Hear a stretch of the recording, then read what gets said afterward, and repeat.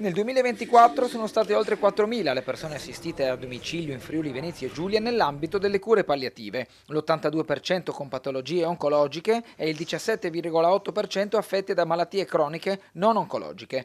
A questi si aggiungono 1.230 ricoveri negli hospice regionali, dove la prevalenza di pazienti oncologici ha raggiunto l'89%. Sono alcuni dei dati contenuti nel nuovo piano regionale delle cure palliative 2025-2027, approvato all'unanimità dalla terza commissione consigliare del Consiglio regionale.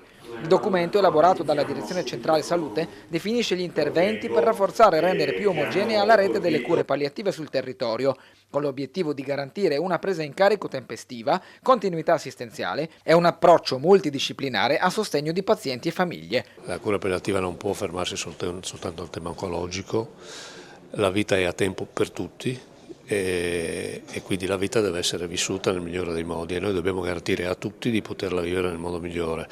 Per coloro che sono colpiti da malattie che evidentemente portano al fine vita, per gli affetti che stanno intorno a queste persone, quindi è una cosa molto complessa che ha a che fare anche con scelte conseguenti. Non si può dire di essere d'accordo a prescindere con queste cose e poi non essere conseguenti con i modelli di riorganizzazione che diventano necessari. Il piano prevede quindi il potenziamento delle unità domiciliari con copertura 24 ore su 24 e 7 giorni su 7 e l'aumento dei posti letto negli hospice per raggiungere gli standard previsti. Sono inoltre nel piano il rafforzamento delle attività ambulatoriali, una più stretta collaborazione tra ospedale, territorio e medici di base, l'utilizzo della telemedicina e il coinvolgimento del terzo settore.